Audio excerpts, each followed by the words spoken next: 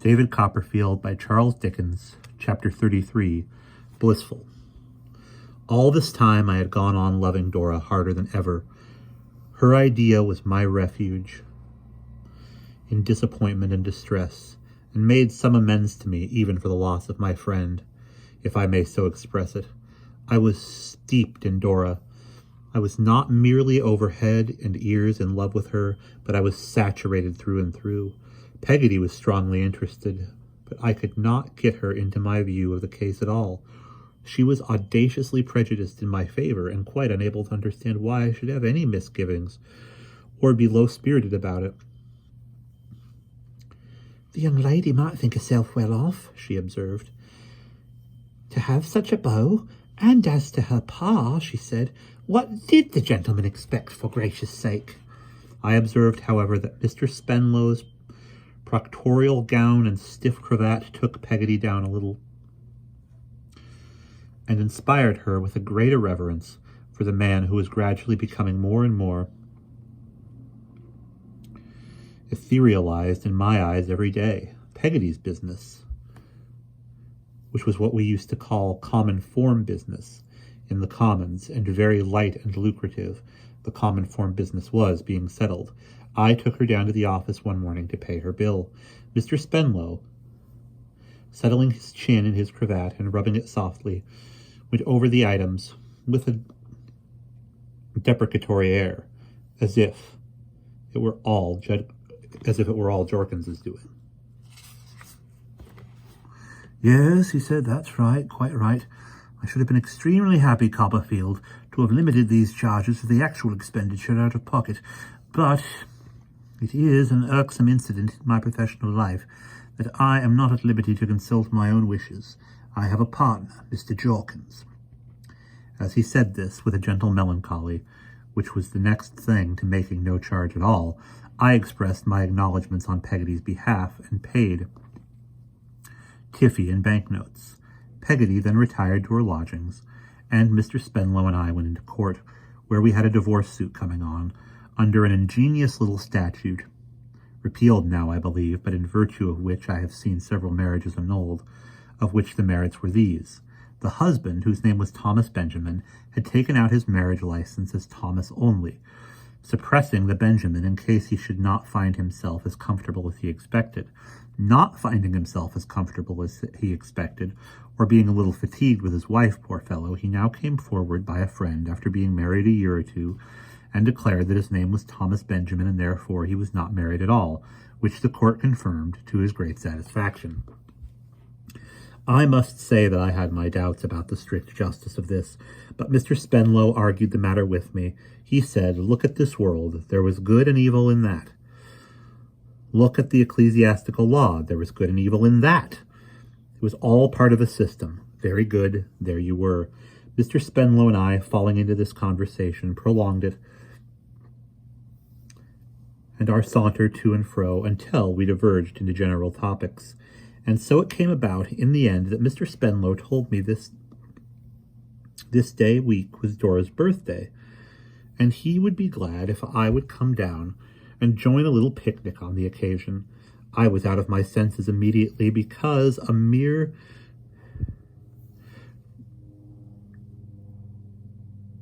became a mere driveler next day on receipt of a little lace-edged sheet of notepaper, favored by Papa to remind, and passed the intervening period in a state of dotage. I think I committed every possible absurdity in the way of preparation for this blessed event. I turn hot when I remember the cravat I bought. My boots might be placed in any collection of instruments of torture. I provided and sent down by Norwood coach the night before a delicate little hamper amounting in itself, I thought, almost to a declaration. There were crackers in it with the tenderest mottos that could be got for money. At 6 a.m, I was in Covent Garden Market buying a bouquet for Dora. At 10, I was on horseback. I hired a gallant grey for the occasion, with the bouquet in my hat to keep it fresh, trotting down to Norwood. I suppose that was when I saw Dora in the garden and pretended not to see her, and rode past the house pretending to be anxiously looking for it. I committed 2 small fooleries, with other young gentlemen in my young gentlemen in my circumstances might have committed because they came so very natural to me. But oh, when I did find the house and did dismount at the garden gate and drag those stony-hearted boots across the lawn to Dora sitting on a garden seat under a lilac tree, what a spectacle she was upon that beautiful morning among the butterflies, in a white chip bonnet and a dress of celestial blue. There was a young lady with her, comparatively stricken in years, almost 20, I should say. Her name was Miss Mills, and Dora called her Julia. She was a bosom friend of Dora, happy Miss Mills. Jip was there, and Jip would bark at me again. When I presented my bouquet, he gnashed his teeth with jealousy. Well, he might, if he had the least idea how I adored his mistress. Well, he might. "Oh, thank you, Mr. Copperfield. What dear flowers," said Dora. I had an intention of saying, and had been studying the best form of words for 3 miles, that I thought them beautiful before I saw them so near her, but I couldn't imagine it. She was too bewildering. To see her lay the flowers against her little dimpled chin was to lose all presence of mind and power of language in a feeble ecstasy. I wonder, did I say, "Kill me if you have a heart, Miss Mills. Let me die here." I learnt that Miss Mills had had her trials in the course of a checkered existence. Miss Mills, having been unhappy in a misplaced affection and being understood to have retired from the world on her awful stock of experience, but still to take a calm interest in the unblighted hopes and loves of youth. But now Mr. Spenlow came out of the house, and we all walked from the lawn toward the carriage, which was getting ready. I don't know how long we were going, and to this hour I know as little where we went. It was a green spot on a hill, carpeted with soft turf. There were shady trees and heather, and as far as the eye could see, a rich landscape. It was a trying thing to find people here, waiting for us, and my jealousy, even of the ladies, knew no bounds. But all of my own sex, especially one impostor, 3 or 4 years my elder, with a red whisker, on which he established an amount of presumption not to be endured, were my mortal foes. We all unpacked our baskets and employed ourselves in getting dinner ready. Red Whisker pretended he could make salad, which I don't believe, and obtruded himself on public notice. Some of the young ladies washed lettuces for him and sliced them under his directions. Dora was among these. By and by I saw him with the majority of a lobster on his plate, eating his dinner at the feet of Dora. I have but an indirect idea of what happened for some time after this baleful object presented itself to my view. I was very merry, I know, but it was hollow merriment. I attached myself to a young creature in pink with little eyes and flirted with her desperately. She received my attention with favor, but whether on my account solely or because she had any designs on Red Whisker, I can't say.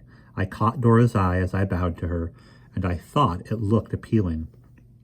But it looked at me over the head of Red Whisker, and I was adamant. There was a general breaking up of the party while the remnants of the dinner were being put away, and I strolled off by myself among the trees, in a raging and remorseful state. I was debating whether I should pretend that I was not well and fly, I don't know where, upon my gallant grey where Dora and Miss Mills met me.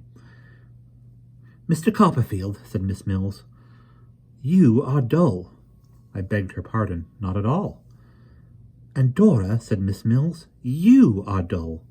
"Oh dear, no, not in the least." "Mr. Copperfield," said Dora.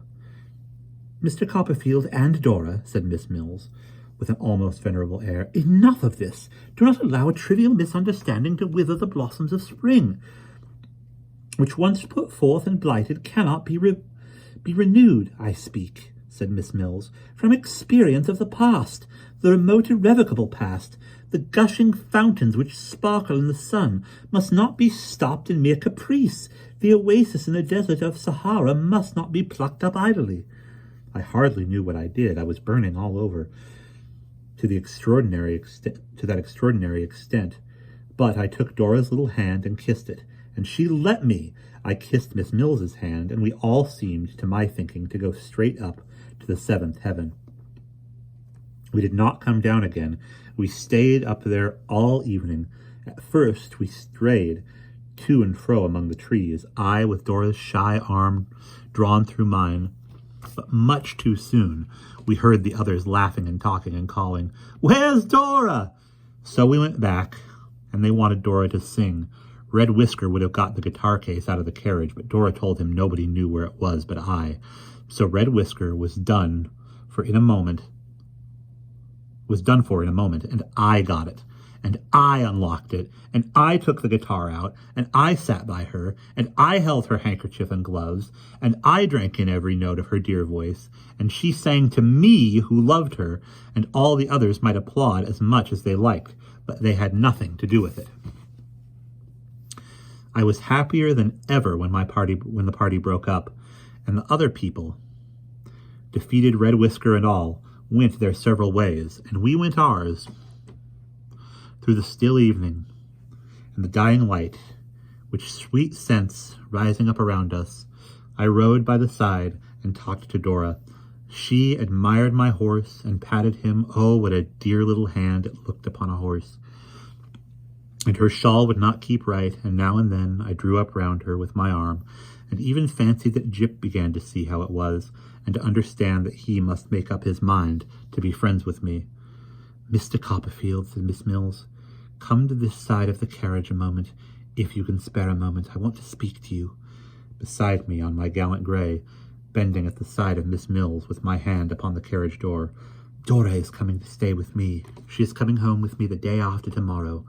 If you would like to call, I am sure Papa would be happy to see you." Then Miss Mills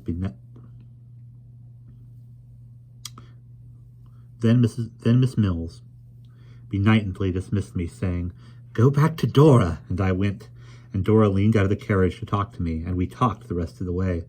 When I awoke next morning, I was resolute to declare my passion to Dora and know my fate. I passed 3 days in luxury of wretchedness, torturing myself by putting every conceivable variety of discouraging construction on all that ever had taken place between Dora and me. At last, arrayed for the purpose, at a vast expense, I went to Miss Mills fraught with a declaration. Miss Mills was not at home, or Mr. Mills was not at home. I did not expect he would be. Nobody wanted him. Miss Mills was at home. Miss Mills would do. I was shown into a room upstairs where Miss Mills and Dora were. Jip was there. Miss Mills was copying music, and Dora was painting flowers. What were my feelings when I recognized my own flowers? The identical Covent Garden market purchase.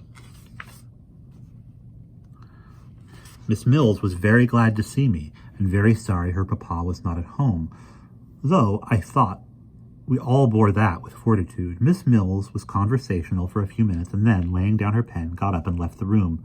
I began to think I would be put off till tomorrow. "I hope your poor horse was not tired when he got home at night," said Dora, lifting up her beautiful eyes. It was a long way for him. I began to think I would do it today.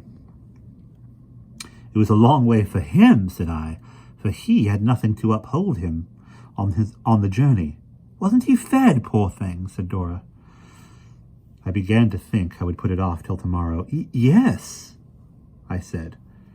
"He was very well taken care of. I mean, he had not the unutterable happiness that I had in being so near you."